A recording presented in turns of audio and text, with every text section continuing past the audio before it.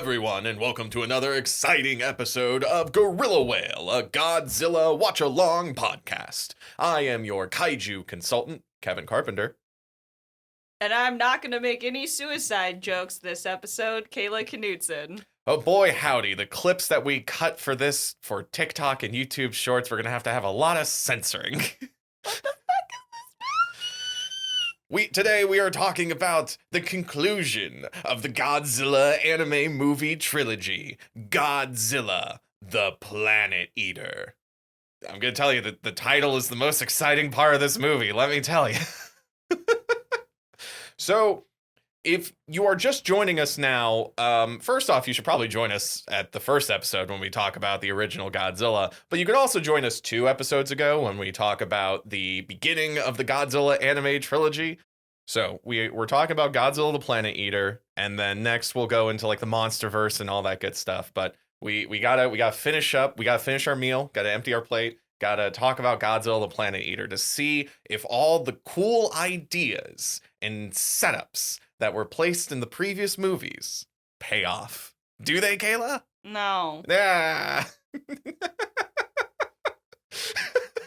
This movie felt like it was written, I say this a lot of the times where I'm like, this movie was written by 12-year-olds. This one was written by like 12-year-olds having an argument about religion. Yeah. Which is the worst. The thing is, Godzilla Final Wars was written by 12-year-olds. Having fun. Having fun. In parentheses, laudatory. This was written by 12-year-olds derogatory. Yeah. But these people need to... Oh, God, this was just a mess. But the thing is that, like, what makes it even more just bad is because it's disappointing. There's some incredibly cool concepts going on here. And one of those incredibly cool concepts is what they do with King Ghidorah, or at the very least, what they introduce with King Ghidorah. The actual presentation itself is severely lacking, but like the concept of Void Ghidorah is very cool, especially when paired against the biggest Godzilla Earth. Yeah. Just to kind of give a frame of reference here, I decided to look back at the timeline of King Ghidorah appearances, just to kind of center myself here. So Ghidorah's appearances in the Godzilla franchise.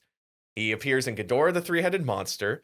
He is introduced as a space monster that destroyed a civilization. An ancient prophecy announces his arrival, and 3 different kaiju, including Godzilla, have to team up to defeat him. Badass. And then in Invasion of Astro Monster, he is mind-controlled by aliens. In Destroy All Monsters, he is mind-controlled by aliens. In Godzilla vs. Gigan, he is mind-controlled by aliens. In Godzilla vs. King Ghidorah, he is mind-controlled by time travelers, and then hollowed out into a mecha.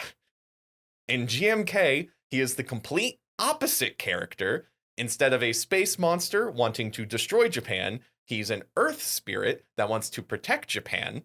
So Ghidorah in name only.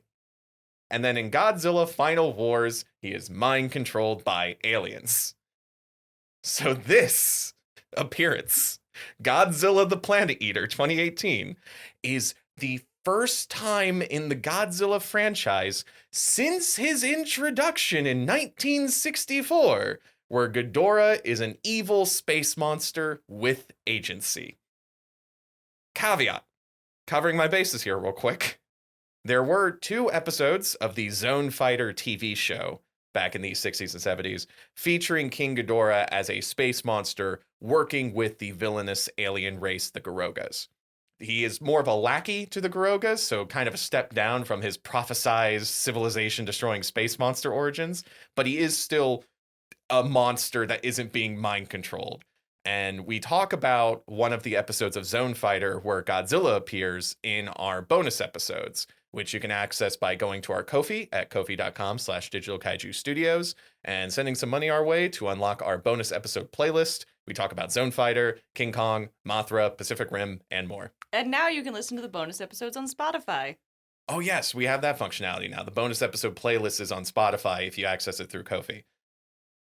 Mothra also had a trilogy of movies from 1996 to 1998 called the Rebirth of Mothra trilogy, and King Ghidorah featured in the 3rd movie, Rebirth of Mothra 3, as a space monster that kidnaps children and also killed the dinosaurs.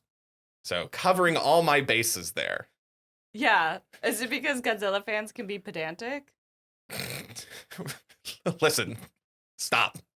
You're being pedantic as a Godzilla fan. That's That's fair. all. I just want to make sure I'm covering my bases. You know, Yeah. sometimes we get the comments. Sometimes the comments are also wrong. Hey, listen, sometimes we also make mistakes on this podcast, and That's I true. will admit it.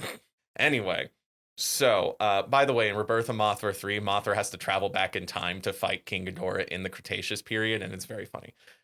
So that's my historical context, by the way, because this is the third movie in the anime trilogy. It's the same people making it, it's the same circumstances.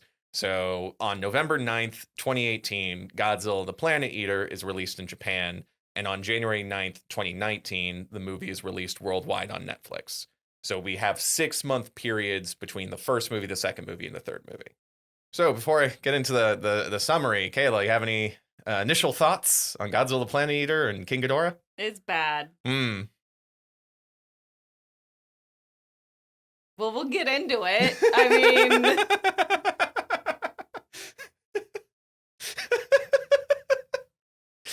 all right, let's get into it. So, first off, recap of the trilogy so far. Humanity was besieged by giant monsters. Do we get to see that? No, but we do get to hear about it. And then Godzilla showed up. And so no one could kill Godzilla, and so humanity fled the planet on the colony ship Eritrum. Humanity fled with 2 other alien species that also showed up because they too had their planets destroyed by giant monsters. This is apparently a universal constant that civilizations will just get destroyed by giant monsters at some point in their ecological evolution. These 2 alien species are the Exif, who are very religious. They have powerful AI computers. They all have white hair. And the Belusaludo. They are very logical. They look like Ganondorfs, and they have powerful nanometal tech. I kept calling them the elves and the dwarves in my head. Yeah, no, that tracks. So we have the Eritrum colony ship. There's the humans, the Exif, and the Belusaludo. So 20 years passed for the Eritrum, and they had a bad time in space. They tried to colonize other planets. They failed. A ship full of elderly people tried to go onto this one planet, and it blew up, and people were sad about it. And so they're like, okay, let's head back to Earth and see if we could just kill Godzilla when we have I think less resources. It was more of, surely Godzilla must be dead by now. It's 10,000 years ago for Earth that all of this happened. And then they arrive there and they're like, actually, it's been 20,000 years. And everybody's like, so Godzilla's definitely dead. Oh, nope, he's not dead. Mm-hmm. Is he bigger? And so now they're truly royally screwed. And they make the decision to see if they can figure out a solution and stay at Earth rather than warp away. At least they're like, let's scout Earth out. Let's see about the situation. Yeah. And then, then they go down and they fight one Godzilla, and then they kill that Godzilla. But then the bigger Godzilla shows up. Yes, they kill Manila. Yeah. Or Godzilla Philium, as the official name is. And then they're like, oh, fuck. And then Godzilla Earth shows up. He's as big as a mountain. That's the end of movie 1. Movie 2, they find a city made out of nanometal from the Mecha Godzilla that they just left there. And they try to use that to kill Godzilla. Yeah, and then the Belusaludo are all like, we're in charge now. Yeah, they're you like... must become one with the machines. Yes, transcend your organic flesh to kill Godzilla. And our main character, Captain Haruo Sakaki, who has a death wish against Godzilla, is like, I don't want to do that. My friend, who is a girl, Yuko, is also getting absorbed by the nanometal, and he sabotages the plan at the last second to try to save Yuko. Mecha Godzilla City is destroyed by Godzilla, and so are the Belusaludo who are on Earth. So first movie, the humans try to kill Godzilla. Second movie, the Belusaludo try to kill Godzilla. And now this third movie, it's the Exif plan to kill Godzilla. Mind you, the Exif plan to kill Godzilla is just, it's literally the nuclear option. It's not literally. Well, I guess, yeah, it's metaphorically the nuclear option. There we go. We're all just gonna die. We respect proper language in this podcast studio. Of course. It is metaphorically the nuclear option of I'm taking you out with me in a blaze of glory to Valhalla, I guess. I don't know. I still very much appreciate the plan from now deceased character Commander Elliot Leland, who was like, "Hey, what if we just set up a moon colony?" And then we just occasionally send ships down to Earth for supplies. And we just kind of figure out on what hemisphere Godzilla is. And then we just Go to the different go one to and the get out different one. before he can get there. Because Godzilla is an unstoppable force, but he is also just one monster. Like, Yeah. while he's in North America, The go to Earth Australia. yes, he's the size of a mountain, but the Earth is still really big. Yeah. It fits a lot of mountains. It'll take time. He has some weird mischief sensor where he can kind of just sense that something's going on. So you can't build a civilization there unless you build it in the caves with the Hotua, I have a which is question. the indigenous Earth people that survived from 20,000 years ago. What's up? Are they growing crops underground somehow? What's this? They have all of this fabric. I'm very curious about their textile production process. They don't seem to have livestock, so it's all plant-based fibers theoretically. No, But they have a language system based off rope knots, and they have soup. Soup is another invention that we've they always have. had soup. Yeah, and also bows and arrows with the arrows dipped in salvaged nanometal. Yes, I don't care about those sort of things, but they have very nice clothes. And at no point in time do we have any indication of what the textile production situation is. And that's how bad the movie is, that I got distracted thinking about the textile production of the civilization that lives entirely underground. Well, that's the thing. It's a movie that wants to have conversations about like philosophy and religion, Yeah, but and also I it's mean, like, you know what? And okay, this but is like I want to ask these questions now, and it's like, no, we're not focusing on see them. the thing is, I started thinking about the spoilers for the end of the movie before we summarize the whole thing. That there's all of this conversation about the quote unquote primitive society versus civilization, which one civilization doesn't mean inherently super advanced technology. A quote unquote primitive society is still a civilization. Civilization is about like organizational structures. They still are using technology, even if they're not using like computer technology or whatever.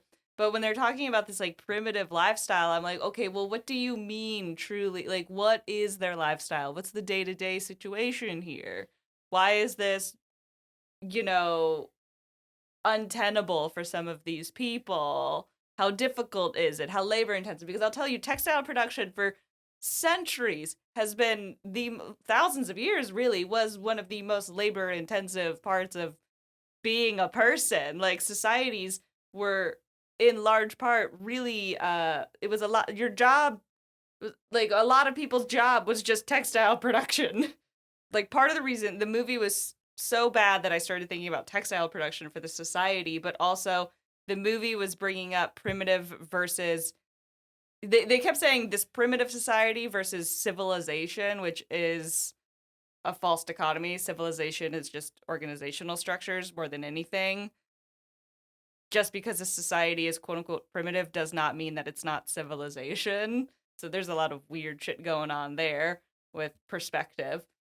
But also, if the movie is bringing up the advanced civilizations, advanced technology versus quote unquote primitive civilizations and primitive technology, I'm gonna start getting curious about the actual world building and the day to day life of these people, Yeah. and the textile production, which is really very labor intensive. For thousands of years, most of human society revolved around agriculture and with it textile production. Those were the vast majority of people's jobs was food and clothes. Especially when the movie and the trilogy itself is rounding toward themes of like, this is how society should be, Yeah. not like our current society, which shall lead to doom by giant monster. Which I hate that too. Yeah. I mean, it is fascinating because yeah, we do kind of skip over the Hutua society a lot. Besides, like they live in caves, they have a rope knot based alphabet. Also, and, wouldn't okay. you say? Sorry, isn't it just like really convenient that they have a quote unquote primitive society with all of these like very seemingly like basic or rudimentary like weapons and tools and things like that, but they have super advanced medicine Hmm. because you cannot have advanced medicine without the infrastructure, the advanced infrastructure that allows for advanced medicine. And everybody wants to live a pastoral fantasy, but they don't want to die of cancer when they're 35. It is also fascinating that they need to dip their arrowheads in the nanometal that was left behind by the Belusaludos in order for them to survive against the Godzilla creatures. That's the only weapon that works Yeah. against the servums or the winged Godzilla bird creatures. So it's like any sort of argument you make about this is how an ideal society should look, is like, okay, but they need this technology that they don't understand in order to survive, right? You know this? Yeah, like there's a reason that our grandparents were like, these washing machines are fucking incredible because they save a lot of time. People like to adopt as soon as technologies are affordable, they adopt the technology into their life. If it's affordable and useful, it's going to get adopted. Yeah. I mean, you brought up like pastoral fantasies, and I've been seeing a lot of that spread around online. I literally saw a video shared from someone I know of someone being like, yeah, human society was only meant to exist in villages of up to 250 people. We need to return to the simple lifestyle and reject technology. And which is kind of a viewpoint that this movie espouses at the end. And it's like, okay, cool, but what about insulin? Yeah. Like Vaccines. it's nuts. People that I don't care for the thematics of this movie. Yeah. The themes of this movie I don't like. And even here's the thing, there are movies that I've seen where it's like I don't agree with the message that you're stating, but it's still like I could see the presentation of the movie. I could still think this is a good movie. Like we talked in the previous episode about Dark Knight and how it, or actually no, I think it was the first. Yes, it was the first movie, Godzilla, Planet of the Monsters, where you mentioned Dark Knight and how you don't think it really tackled the themes of the Bush security apparatus of his administration, even though Dark Knight itself was a pretty, good movie No, in all other respects. It did tackle those themes. I thought it was saying some strange things about those themes. But that's what I'm saying. It's like was excusing. You can disagree with the messages of a movie and still be like, okay, but everything else about the movie was great. This movie, I disagree with the messages of it, and it sucks. Yeah. So let's get into why. And I don't think it's making a very good argument. There's a lot of movies that engage with pastoral fantasy, that engage with, our need to perhaps slow down, to disconnect, to center or think about what we think is truly like important and satisfying. And the reason that the pastoral fantasy is so appealing to a lot of people is because they feel really disconnected from their neighbors and from their society and from their labor. And so people want to feel connection and satisfaction, and they think they're going to get that in the pastoral fantasy. And because they haven't lived on a farm, and realize it fucking sucks. It's really hard work. It's the sort of thing, that you do it because you love it or you do it because you have to. And there's a lot of people that are not suited for it. I certainly am one of them. I like visiting my uncle's farm, but I don't want to live that lifestyle. I like living in a city. There's a lot of conveniences. No, society is complicated, but it also brings a lot of great things that can only happen because of great networks coming together, just like Shin Godzilla. Yeah. A much better movie.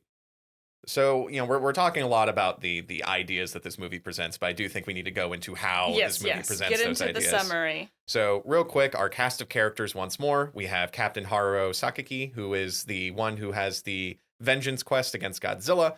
We have Metfies, the Exif priest, who might have a crush on Haruo, but also has his own manipulative plans going on. We have Yuko Tani, who was girl, and then two other girls showed up, and now she's brain dead because we can only have so many girl. Yeah. Speaking of girl, we have Miana, who smiles, and Meina, who scowls, and those are their character traits. Mm-hmm. They are the Hatua twins, who have telepathy, who can talk to Mothra, who barely appears in this movie, but she kind of appears. They also And we have Professor Martin Lazzari, Italian-American environmental biologist who is there to do exposition.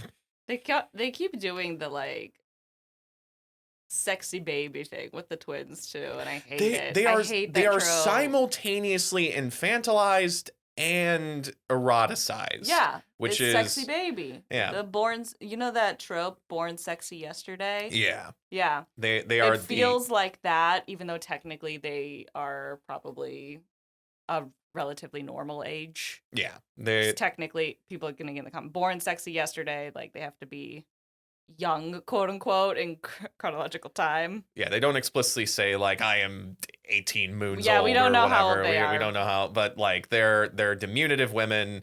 They are exotic. They act like children. They have naive ideas about the world. They speak because like babies. I hate this. It's so.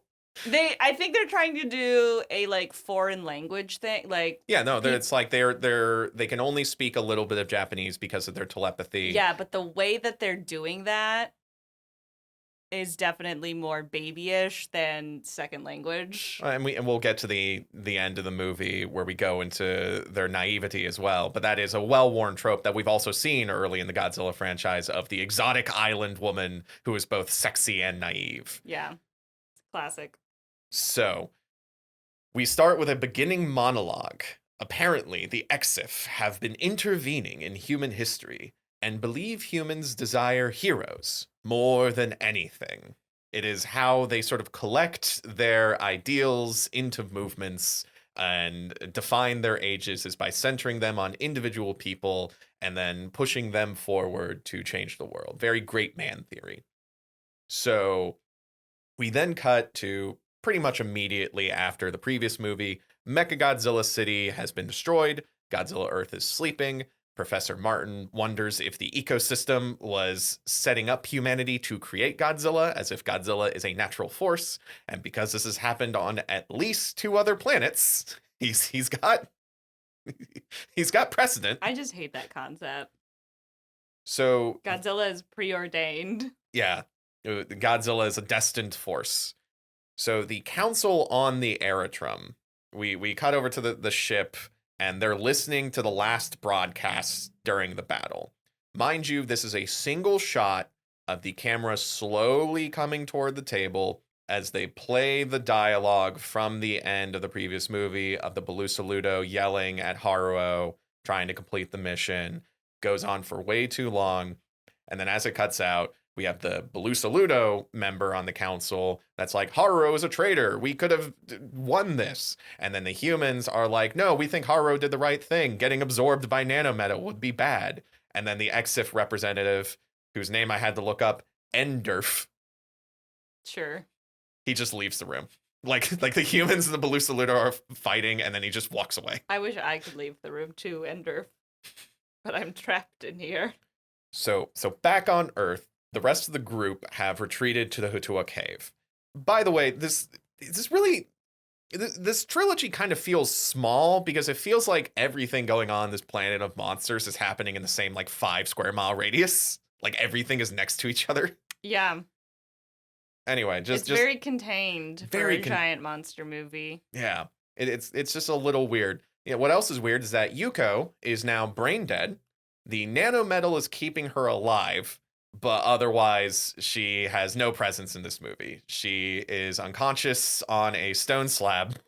And it'll cut to her to make you think, oh, I should be sad now. I understand. Yeah, because you're not sad because you're not emotionally invested in the characters, but the movie is trying to be like, and now you are sad. Yes. It's amazing because Yuko has like one character moment where she steps in the second movie where like the Belusaludo and the humans are like fighting over the nanometal thing. And she comes in with like the nuanced viewpoint of, well, the Belusaludo are only doing this to other Belusaludo who consent to being absorbed into the nanometal. So maybe we can continue this operation. And it comes out of nowhere because she doesn't have a character before that moment.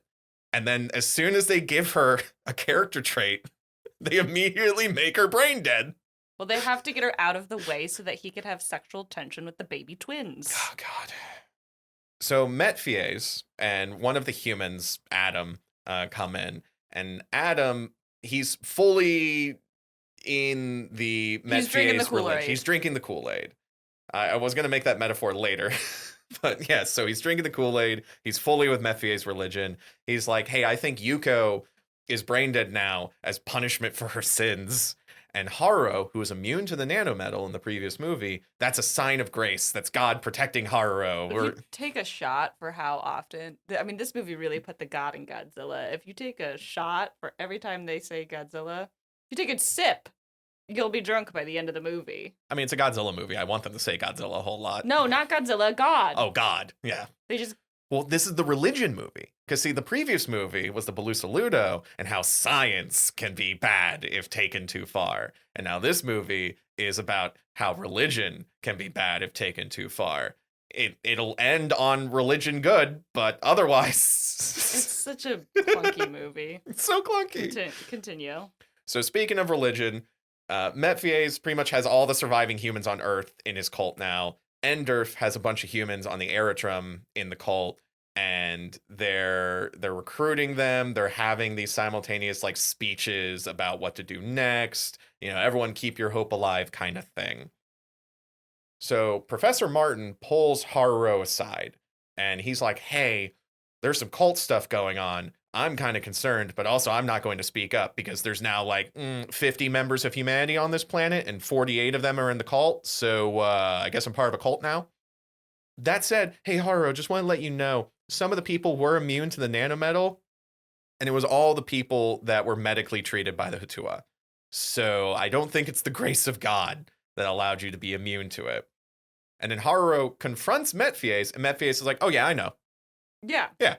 No, I'm a cult leader. I'm using this for my benefit to build up my ranks. I'm not drinking the Kool-Aid. I'm making the Kool-Aid. I will say, Metfies still is the most interesting part of these movies. Like, all the character development went to him. Yeah.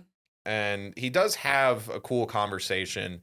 He mentions a line about how they view God, especially with, like, the Exif's, like, AI supercomputers, where he's like, to us, the existence of God is a mathematical conclusion. There will just be an inevitable point of God existing because that's just where all the math lies. And I think that's kind of interesting.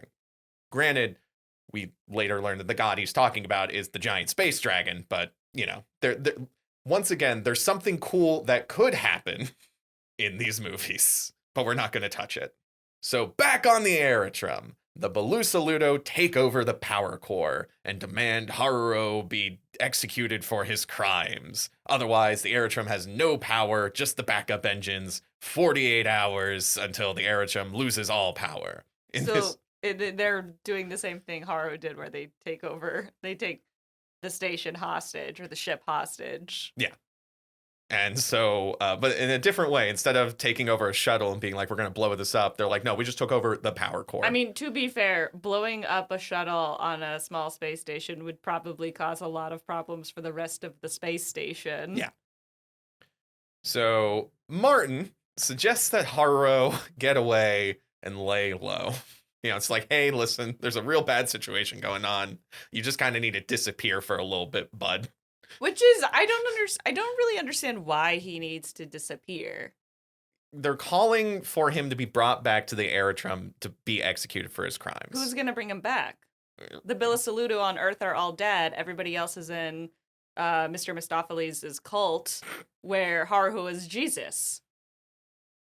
Yeah, I mean, well, it's an untenable situation. Martin is acknowledging that. What do the Balusaludo holding the ship hostage expect? Like, do they expect the Eritrum to send down a force to go get him? They have at least one landing ship. Remember, they had the 3 humans who were cowards in the previous movie come up. So the Balusaludo want what few remaining people are left on the space station to go land their last remaining landing craft, go down to Earth, where it is incredibly dangerous. There's a bunch of monsters. Find this guy, take out 50 other cult members and all of the Hatua, potentially. They don't know what's going on there if they're alive. Bring this guy back, or shoot him, I guess, on Earth and then come back.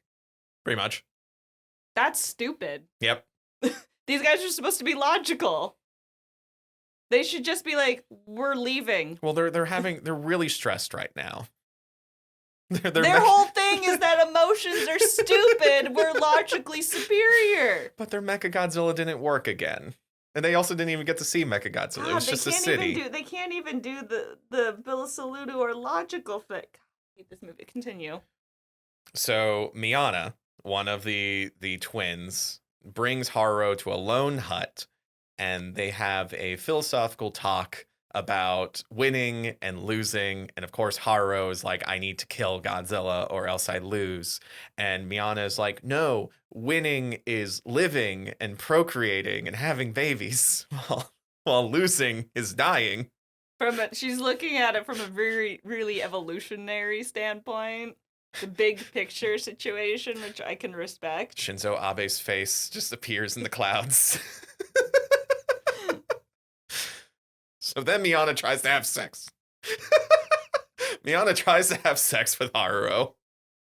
Like, she just starts taking off her clothes, and Haruo's like, whoa, what the, huh? And yeah, it's just kind of out of, I mean, I guess I know that they're talking about what is winning or losing when you look at the big picture of life. And thus, it's kind of on I guess she's in it to win it, you know? She's really in it to win it. She's gonna fuck that boy. She's gonna fuck that boy, but Haruo turns her down. And then, like, 2 scenes later, Meina shows up, the other twin, the one that scowls.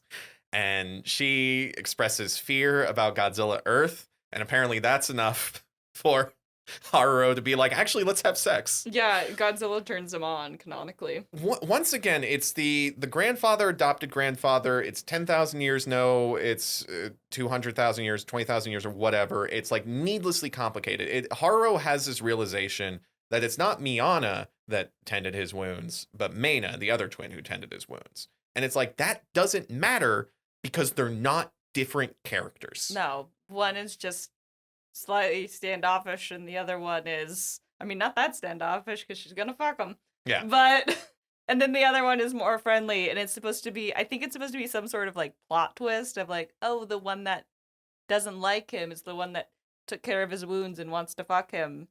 I mean, the other one wants to fuck him too, but is the one that didn't take care of his wounds. It's just, it's just so needlessly complicated. It's a nothing burger. It's a nothing burger. It's like to have a scene where one of the twins tries to have sex with him and then he declines. And then, like, 2 scenes later, the other twin shows up and then he has sex with her. I just don't really understand what the point of it is, because as somebody who is a well-written love triangle enjoyer, there's just no emotional investment in either of these relationships or either of those two characters.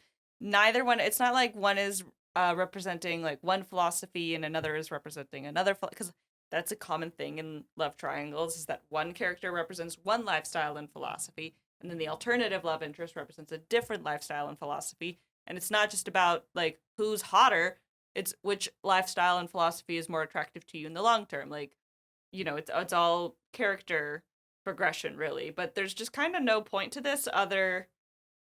I mean, like, sure, he's gonna fuck one of the twins, but I don't know why it's like he needs to turn down one twin and then fuck the other twin, except perhaps some sort of strange wish fulfillment where Haru is just like, everybody wants to fuck him because he's the hero, and he's just really focused on killing Godzilla, actually, until one of the twins mentions that she doesn't like Godzilla, and he's like, that's hot, I'm taking off my shirt right now. Like, right. It's like, okay. It's also funny because he literally has sex with this character, and he'll still have more romantic chemistry with Metphies. Yeah. Like, that's... The poster for this movie, by the way, is Godzilla surrounded by Void Ghidorah, and then directly in the center is Metphies holding Haruo in his hands. I mean, I'm wondering if part of it is that the studio was like, I don't know, Metphies and Haruo have a lot of tension. Haruo's gotta fuck a girl. Oh, we gotta get oh god, yeah. To make it very clear. Oh my god, we have to reinforce his heterosexuality. It's getting too gay in here. We could do a little gay to get the women. Yes. They have to reinforce Haruo's sexuality, and they kind of shoehorn in an attempt to make it thematically relevant. It's that Naruto thing where you have an author who is not that interested in any women characters. And so by default, all the relationships between the men are more intense, more emotionally fulfilling. And it's like, wait, hang on, why are people getting gay stuff from this? That's what happens. That's what happens when you ignore the women. All of the interesting characters are the men. Those are the ones that people get drawn to then. And then all of the interesting relationships are the ones between the men, and that's what people get drawn to. Like you shoot yourself in the foot every fucking time. So Metfies and Enderf, I I love that name, endorph. Enderf, have a telepathic conversation about how Metfies really needs Haruo to be a sacrifice for their plan to work. He's like, I put so much work into this guy. We need Haruo for this plan to be successful. I'm going to ask throughout the rest of this movie why, because they do not make it clear. No. But anyway, so Miana overhears this because she has telepathy, and so she can overhear Metfier's telepathic conversation Telepathy with is not a Enderf. private line secure connection. Yeah, this isn't Animorphs rules where Yeah. you can do private messages. No, it's just broadcast, apparently. Just like speaking out loud. Yeah. Which I appreciate. So then Metfies and Miana have a dramatic conversation, but it's with telepathy, which is very convenient because that means they don't need to animate their mouths. And they don't animate anything else because literally the action is just Metfies walking toward Miana, and then it's the same 4 clips that they cycle through. There is so much. We talked about this with the previous 2 movies that they reuse some of the clips. It is so clear they ran out of budget with this movie. Oh yeah. It is so I literally there's a point in this movie later on where I started counting out loud how many times I had seen a similar clip or like this exact same clip, Mhm. and I'm like 3, 4, 3, 5. Like it's nuts, but it's so apparent. It breaks you out of it. I but will say this as go for it. a Young Justice enjoyer back in 2010, 2011. I do have a lot of nostalgia for the telepathy conversations where everybody is not moving their mouth and just looking really intensely at each other. And when everybody's speaking telepathically, you don't notice it. But then if you take out the telepathy and you just play the clip of like what a bystander is seeing, oh, it cracks me up every time. But even then, it's like I get, there's a lot of animation tricks, like telepathic conversation. Okay, now you don't have to animate their mouths moving, but you still have to animate something. Well, if I remember correctly, Young Justice did a good job of like they were still like characters would be making like really intense, funny facial expressions. Yeah. Or like moving around or whatever. But because this movie has the animation quality of like moving around dolls, there's not a whole lot going on. No. So anyway, and also all the conversations go on for too long. Anyway. So then Metfies like grabs Miana, and then Haruo and Metfies talk in the cave about Godzilla, and Metfies believes that Godzilla exists because he is cursed and hated by humans. He is an ecological imperative, and the only way to defeat Godzilla is with a greater monster. And he also feeds Haruo some soup. And then Haruo sees that the soup pot has Miana in it. He served him Hutua soup. People soup. And then Haruo wakes up. It was just a dream. But also, like, Maina, who's sleeping next to him because they just fucked, is like, oh no, my sister's in trouble. So it's like, oh god, is she about to get souped? Anyway. Are we meant to, like... are we meant to believe that Metfies was like projecting a dream into Haru to like talk to him, and this is a part of him grooming him as a sacrifice, or is Haru just having a bad dream? It could be either. I mean, the Maina has the psychic resonance of her twin is in trouble, so it could very well be the same thing. And Metfies does have some psychic powers, so it's up in the air. So Metfies and Enderf do a simultaneous sermon, Metfies in a cave and Enderf on the aerodrome. And it's, once again, same clips, same 3 or 4 clips, just rotate through them as they're making their big sermon.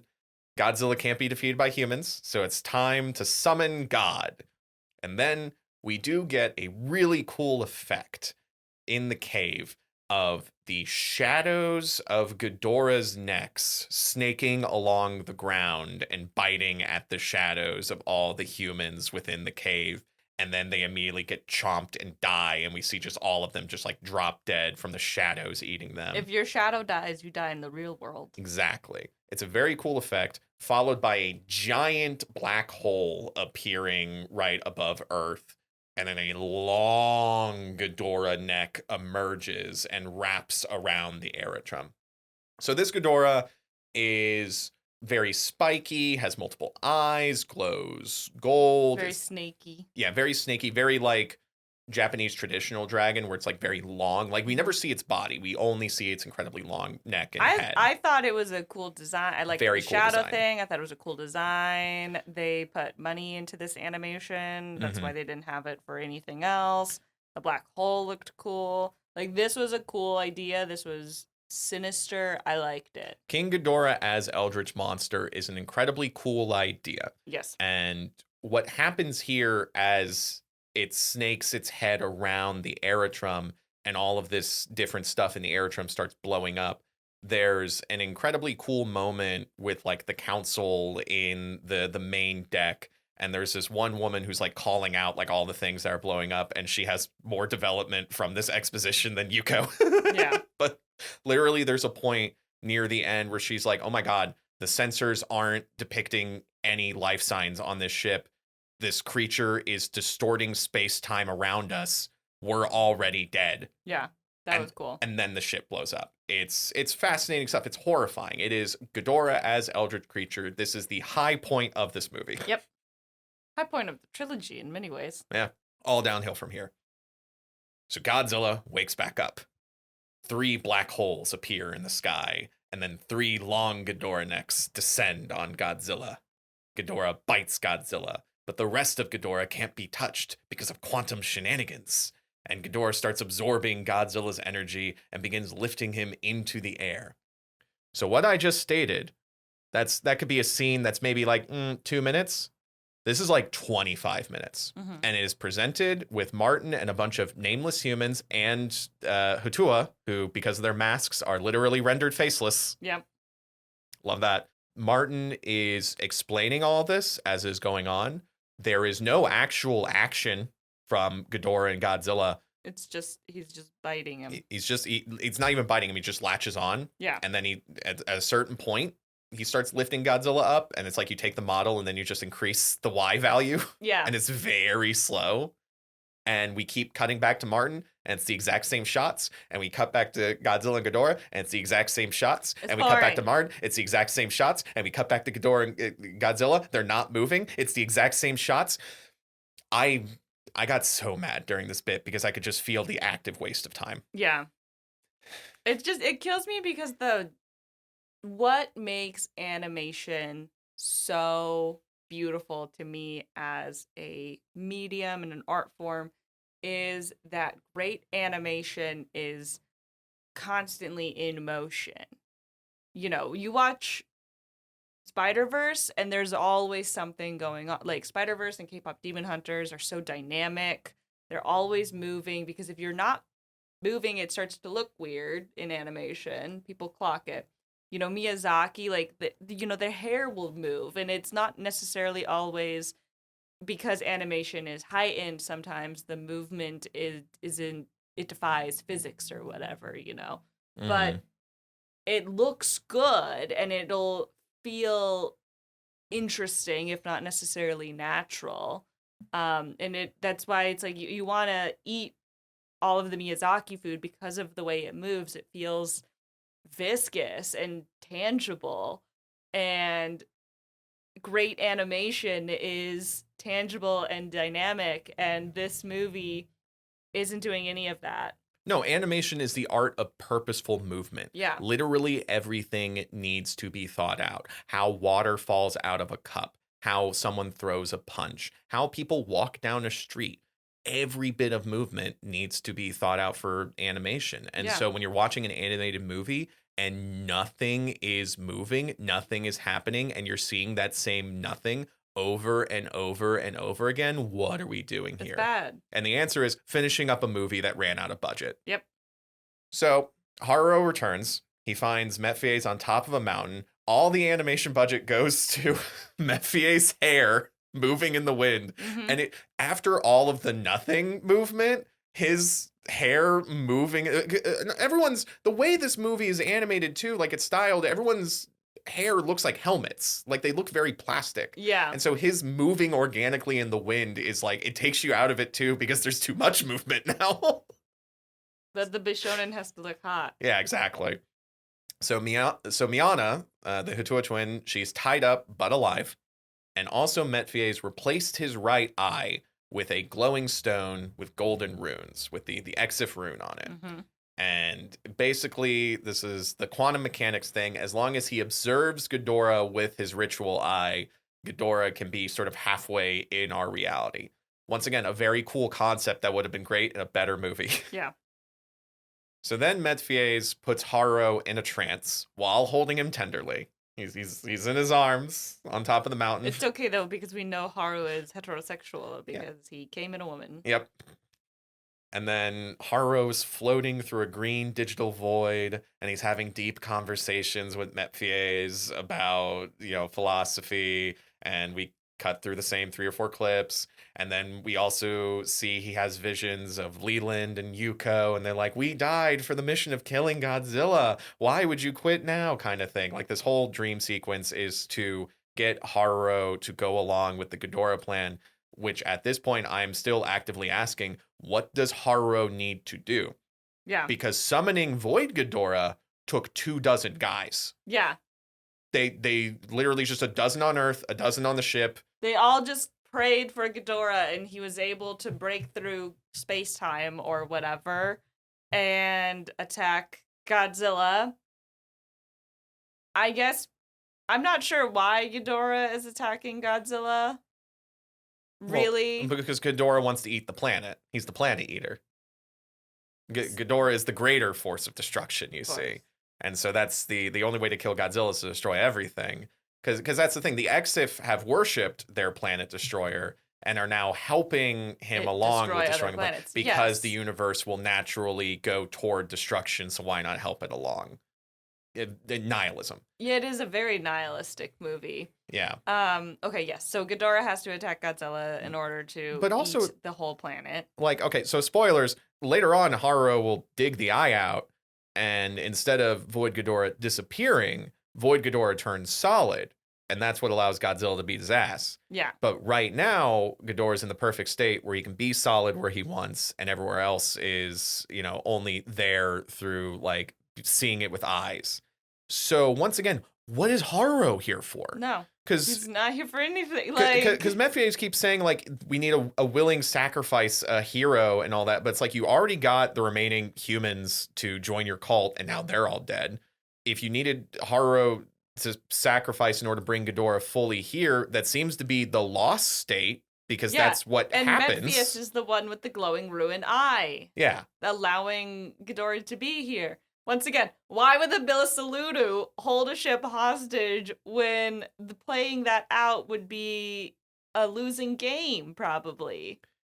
Even though they're supposed to be logical. The movie doesn't make sense. There's no working internal logic. And speaking of useless actions, Martin and Mena touch the Mothra wall in the cave, and then in Haruo's dreamscape, we see a giant Mothra silhouette. We don't get to see Mothra stylized. It's just the black cardboard cutout of Mothra that's animated. I don't need them to do her disservice.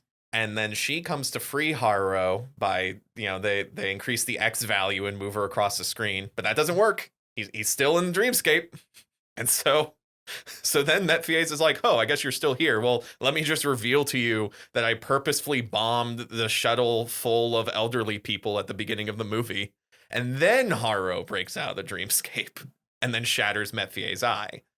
So once again, Ghidorah is now solid. So Godzilla quickly slashes 2 of the heads and then atomic blasts the 3rd head back into the portal. So once again, Ghidorah being fully solid is not the win state, but that's Yeah. what Mephies was kind of implying by sacrificing Haro. That would entirely bring Ghidorah. Well, I mean, we don't even know that that's It's yeah. we don't even know that that's what the sacrifice meant. We just Ghidorah's here. It took 24 sacrifices. That's it. What? Anyway, they just wanted to it's the whole a lot of this movie is operating with the very popular trope of the chosen one prophecy. And the chosen one prophecy is a really difficult plot to actually pull off because you really have to believe that this preordained prophecy, where does it come from? Like, what's going on? Like, that has to be believable that somebody has the future, is all laid out or whatever, and that this one person is going to I mean, I guess they don't necessarily have a prophecy other than the arc of destruction. Like, the arc of existence is always towards destruction, and we will simply hurry it along. yeah. Like the worst death cults that we see within our own religions. And they're propping up Haro to be this like chosen one for them. They're manufacturing a chosen one situation, but I don't know why. Yeah. It's like philosophically it doesn't make sense. Mechanically, the summoning ritual doesn't make sense. They don't need him to be like their preacher because they were able to convince the other humans to follow them anyway. Yeah. Without it would be one thing of like, you need to be a hero, the prophet, so that people will buy into this, but people buy into it really without him. And at the beginning, they're like, yeah, Haro is like our chosen one, the chosen one, blah, blah, blah. But it's like the people on the space station, like, they're not down there with Haru. Like, Haru, sorry. Haru, like, it doesn't, he never speaks. He never, like, they're like, he's the chosen one, and now we're gonna bring King Ghidorah forward. And they're like, okay. And, like, he's so inactive in this, like, cult and religion. I just don't understand. It just doesn't make sense. And then it's like, I don't understand why they need him in the first place. Because they need Mephies to hold him tenderly so they could put it on the poster and get the female demographic. They could theoretically listen. No, there's a lot of different ways this movie could have gone. Mephies, like, they could be just saying, oh, he's Haro's chosen one, he will lead us to glory, blah, blah, blah, and the humans are buying into this. And they don't really need Haro to be active in that situation because everybody is just like, oh, they're susceptible. They're like, oh, Haro's the chosen one, blah, blah, blah. If it's just a narrative that they're building to get these people on board, then sure. Except it's not just a narrative they're building because Mephies really believes that they need Haro to be a sacrifice for some reason. You know what I mean? Yeah. Like, it's one thing if it's a chosen one narrative that's a false construction that they are building in order to sell a story to get people on board. But that's not what they're doing. They really believe that they need him to be a sacrifice. They've groomed him to be a sacrifice, chosen one, whatever. But I don't know to what end. And they're not very clear on to what end, truly. Yeah. There's something you could have a cool dialogue about religion and heroes and idols and propping people up on pedestals and creating your own gods and all this different stuff. Distorting their original stories and intentions and words for your own gain, etc. But it's just hampered down by this just terrible movie. So Haro wakes up. Mephies says so he's still on the mountain. Mephies is dying. He says Ghidorah will always be watching as long as Haro holds hate in his heart. And then Haro holds Mephies' hand and cries. Mephies lays dying. Which is more emotion than we've seen since since he took that shuttle hostage in the first 10 minutes. Yeah. I mean, he was also holding Yuko. Remember Yuko in the end of the second movie? Yeah. I believe Haro's emotion over Mephies way more than Yuko. Because he actually has a dynamic with him. He has a relationship with him. So then, this is the clearest sign that this movie ran out of budget. We have a montage with very, different animation. And I use the term animation very Yeah. loosely. So everyone's already like stiff 3D models now look like action figures. Like Yeah. it is noticeably different, noticeably worse. There's no movement either. There's just fades. It's like someone will lift their arm and it will be like frame 1, film dissolve, frame 2, arm up. It's distracting. We see them burying their guns in the dirt. We see them abandoning their spacesuits and wearing the Hutua This is when I started thinking about the robes. textiles. We see I don't understand why they. I mean, okay. they're integrating in the Hutua. There are still the guns can still be useful. There's still No, they have beasts they and have the monsters. technology bad. Gotta bury it. Don't think about how they needed to use the nanometal that they don't understand in order to survive against the Godzilla creatures. Don't think about that. Don't. Technology bad. You can't just do a sip. Mina's pregnant, so she's got a baby bump. So months have passed. They do a thing where Haru. So Haru means spring. Oh yeah, we get this whole flashback to Haru with his parents, and we reveal that his name means spring, which is really helpful for people like Americans like me. I'm like, oh, I didn't know that. I probably did know that way back when I watched a ton of anime. I'm sure Digimon. it came up. Yeah. We get a whole thing about Haru means spring, and their spring is hopeful, so they're naming him Hope. Basically. He sees spring flowers for the first time. Yeah. You know, you there's all of this language presenting this idea of hope or rebirth, renewal, even the pregnancy. You know, the adoption of this new lifestyle from the space humans to the Hatua. You know, you're thinking rebirth, hope, moving forward after disaster, because what the spaceship, I keep wanting to say atrium. Arterum. Aeritrum. The Aeritrum at the beginning of the trilogy, you know, everybody is fleeing Earth. They get into Noah's Ark and fly off into space to try and find a new world, and everything just sucks. They're constantly depressed. People start killing themselves. They're starving.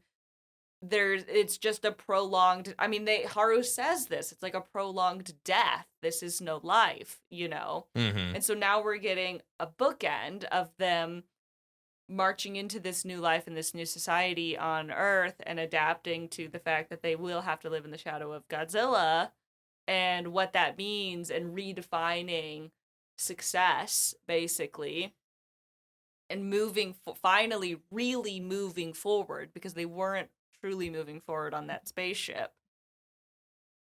And then Martin reveals to Haru months later that he got the Vulture mecha working again. The Vulture mecha was what they used in the second movie. And as he hears this, Haru also hears Metfie's voice in his head, that humanity will always seek to expand and progress, and will thus bring about another Godzilla or Ghidorah. So Haru grabs Yuko, who's still on the stone slab. Months have passed. We saw the baby bump in the montage, so she's just been there for months. Yeah. And Miana stops him, and Haru asks if Miana hates Godzilla, and Miana, the naive exotic woman, is like, "Oh, our culture doesn't even have a word for hate." And Haru leaves, saying that he's going to purposefully choose a losing battle, and if he stayed around, the Hutua would understand why he's doing that, and that's why he has to leave, because he can't corrupt the innocent race. Yeah, with his hatred. Yes. With his hatred for a giant extinction event. We must keep this innocent, naive, exotic race of a lower civilization preserved in their innocence. Otherwise, the evils of civilization's progress will corrupt them. What kind of colonial techno? Is this better or worse than the blackface? Now, Kevin, we can't. I don't think we can say whether or not it's better or worse than the blackface, but it is certainly bad. So Haru flies off with They Yuko. even like there's even they're all of the Hatua have darker skin too. Yeah, they so all have we're darker still- skin. They're I mean, they're indigenous. really They just have the masks, so the they're literally checklist. faceless. The checklist of the colonialism. None of them have names except for the twins, God, who both want to fuck him. who both want to fuck him. Haru flies off with Yuko in the Vulture, and he attacks Godzilla. And he gives this speech about how he bears the past of humanity and everyone who tried to kill Godzilla and held hate in their heart. And when Godzilla kills him, he will destroy the remnants of that past. And sure enough, Godzilla blasts him out of the sky, leaving his child fatherless, going up to those cigarettes in the sky. Not the cigarettes in the sky! He just got into that old Thor, drove out into the woods, and stuck the gun in his mouth. God. Commits suicide by Godzilla. It was. And then the post-credits scene in this movie about how religion can be bad. We flash forward in time, and children are giving offerings to a stick effigy of the Vulture, their wrathful lord. So Haru killed himself for nothing? He is now preserved through both his children, so that means he wins, and also he is preserved through religion, even though we just had a whole movie about how religion can be used for manipulation. But no, the religion is preserved in the innocent, naive society who will now practice not expanding their technology in order to not incur the wrath of space monsters. Don't worry about the nanometal. They will just continue to use it ignorantly without learning about it. They will use their magic medicine that they will make no inlines toward understanding more. They will work with the environment that actively hates them. And once again, they need to ignorantly use past technology in order to survive in it at all. And they will never seek to expand or make their lives better. And they will also continue to use religion with their with not only their Mothra god, but also their sin eater, wrathful lord. I hate this movie. What is this movie? Okay, so movies. Movies and stories in general are basically arguments, right? Or thesis statements. You know, the filmmaker has something that they want to say, and then the movie, through the course of events, through the characters, through the antagonists, through what wins or loses, quote unquote, explores these ideas, and it doesn't necessarily always present a, universal truth. Sometimes it presents the idea that there is no one singular universal truth in regards to this argument. It's more nuanced than that. It is simply an exploration of this universal human experience or something, and there can be more than one argument that's being made. I don't know what the fuck this movie's trying to say. Like, I really don't know what it's trying to say. Is it saying that Haru was right to kill himself and drown this hatred? Except maybe not, because in the post-credit scene, it seems that hatred has found this society anyway, which I think it's a complete, fallacy to assume that this society has no concept of hatred. They're still humans. Humans still experience hate, love, fear, joy, etc. The idea that they would have no concept for the word hate because they don't have advanced technology, that's ridiculous. Humans have been murdering each other as long as we've been around. See, this dark-skinned, exotic indigenous race that is rendered faceless most of the time, they are innocent and have no concept of hate. You understand? They are untouched by the evils of progressive society. Yeah. Oh, God. And that is how we must live, otherwise we shall face the wrath of Godzilla. Yeah, kill yourself and leave your unborn child fatherless or Godzilla will get him. Well, he had children, so that means he won at life. Because that's Yeah, how you it win at doesn't- life is yeah, you have you don't children. have to raise them. Yeah, you don't have to raise You don't them. have to be involved in the child. That's what the mom's for. There's a missed opportunity here with the concept of idolatry and becoming a god, because it kind of seems like Mephies is trying to do that with Haruo, like the whole monologue at the beginning about how humanity is best moved forward through the concept of heroes. Yes. And he's trying to raise Haruo as this ideal, as this like heroic figure, even though he's actually useless in his actual plan. And they talk about him being touched by divine grace. Yeah, and then Haruo sacrificed himself, and then he is rendered as a god in this society. And this trilogy wants to have a conversation about losing your humanity as a means of a greater end, but it doesn't. Yeah, it's just And it's part of it. I mentioned this, in our previous 2 episodes. There's no actual scenes of humanity. I mean, there's the sex scenes. That's the closest we get. yeah. It's nuts. I don't know. I don't care for the themes of this movie. I don't care for the characters. The action scenes are god awful. The reusing of animated clips where nothing is actually getting animated breaks you out of the movie.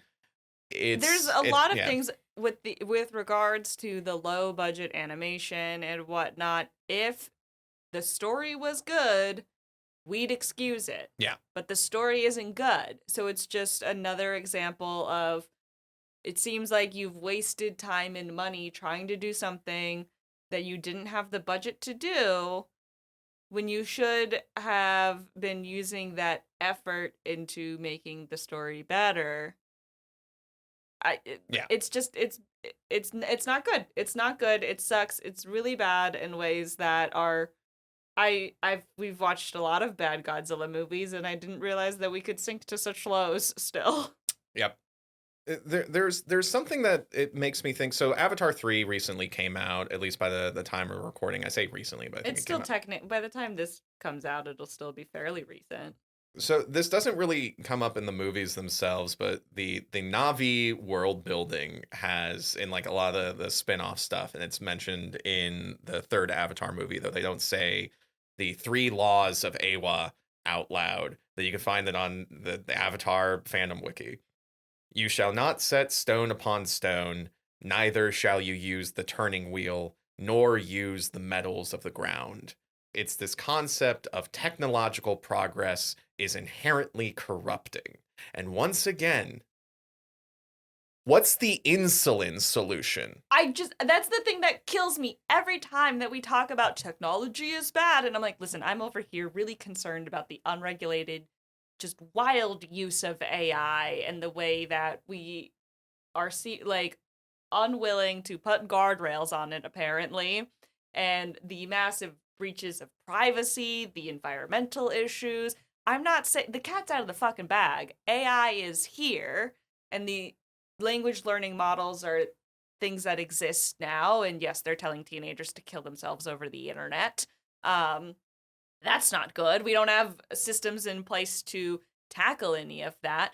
However, AI is doing some amazing things in STEM when it's being used in ways that it's really, when the tool is being used to do the thing that it's good at and is really built for, it's doing incredible things. It's just not profitable enough if NASA and cancer researchers use it to find cancer and do crazy mathematical equations that humans would take way too long to do, So they're trying to expand it so that they can make more money so that you and I will use it for everyday usage. And it's like, the tool isn't really for us. But at the end of the day, advanced technology, I don't want to die of cancer. At a young age. I don't want to die. I would be dead without modern medicine already. I would have probably not even made it out of the fucking womb without modern medicine. And even going into the specific world set up in this trilogy, it's like the Hotua use the nanometal. They tip They tip their arrows in it to fight the Godzilla creatures and survive in this ecosystem that's innately hostile to them. What happens if one of the Hotua tried to study the nanometal? Is like do we have to enforce this lack of progression? Do we have to enforce ignorance on the society in order to keep it from progressing into similar levels? And who is really enforcing this ignorance? Yeah. Like, and to what end? True. I mean, it just the pastoral fantasy is all well and good until you are hand washing your laundry in 45-degree weather outside and it's fucking cold. Like, Yeah, you have this very cynical ending to this trilogy, and a cynical ending is fine if there's like even a little bit of hope, or at the very least, like a theme that you are espousing. But like, I don't mind it cynical sucks. endings. I'm a tragedy enjoyer. Yeah, it's like the hope that it espouses sucks, and the cynicism that it has also sucks. Yeah. It's yeah. So, we are at the end of this trilogy. I'm gonna rate it a 1 out of 5. Yeah, 1 out of 5. Less than the 2014 Godzilla movie. 1 point higher than All Monsters Attack, because at the very least I can point at thing and be like, Void Ghidorah, cool. Void Ghidorah, cool. And I will say 1 out of 5 for the whole trilogy. If I had to rate them individually, I'd put 2 out of 5 for the first movie, because at least it has some cool stuff and it promises some cool stuff. But that's the thing. It's like when I was talking during that episode, all the reviews were like, yeah, it has some cool stuff and it has some cool promises. There's definitely some stuff that hasn't paid off, but surely it will pay off They got 2 in more the next 2 movies. We'll just have to see. No. I promise you, though, there is another Godzilla anime that has some really cool stuff that we're going to be talking about down the line. We're not getting to that just yet. Kayla, do you want to talk about what we're talking about next? Yes, I'm very excited now moving forward into our next movie. I have seen this movie, Kevin. I saw it in theaters, actually. So we are breaking the conceit a little of me not having seen any of these movies. I did see this one. Anyway, next we'll be watching Kong Skull Island. But before that, we'll be releasing our very first bonus episode to the public where we talked about the original King Kong from 1933. So once again, I mentioned this earlier, we have a bonus episode playlist. If you go to our Ko-fi at ko-fi.com/Digital Kaiju Studios, you can throw some money our way and listen to our whole playlist. We talk about Mothra, Attack of the 50-Foot Woman, Pacific Rim.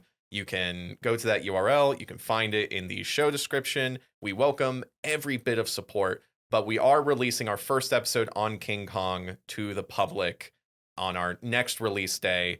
And then after that, we will be releasing our episode on Kong Skull Island. Yes. I know this is also a Godzilla watch-along, but because the MonsterVerse Godzilla turns into a buddy cop scenario with Kong, we do have to talk about Kong Skull Island. Yes. We will also be talking in the future on our bonus podcasts about King Kong 2005. Yes. So that won't be released to the public. That'll be behind the paywall. So it'll be interesting to revisit that one. I have seen that movie, but not since I was a kid. My dad fast forwarded through the bug scenes for me. I really wanted to watch it, and he brought back the DVD. He's like, okay, it's really long though. You're not gonna watch it in theaters. And he brought back the DVD, and he's like, I'm gonna fast forward through some of the scenes that are too scary for you. And I was like, okie dokie, daddy. And as soon as the bugs showed up, he fast forwarded through the giant bug scene because he fucking knew, and he was right. And nobody will be there to fast forward through the giant bug scene for me. I am strong now. I can do it. I can face my fears. I will make you proud, father. I think he's got it on DVD still, actually. I should have picked it up when I was back visiting for the holidays. Anyway, if you liked this podcast, be sure to subscribe, give us a rating, leave a comment, and share with a friend. Follow us on social media. We got the links in the show notes. You know why you probably fast forward through the bug scenes? Why? Because you remembered Kumonga killing your uncle in Arizona. Oh. He's like, the trauma that she has suppressed. That is... If you're like, I don't know what you're talking about, then you haven't watched every episode. Gorilla Whale is a production of Digital Kaiju Studios. It is hosted and produced by Kevin Carpenter and Kayla Knutson. Gorilla Whale has no official affiliation with Toho, Legendary, or any other companies associated with the Godzilla franchise. We thank you for watching along with us. Until next time, watch out for kaiju. Watch out for kaiju.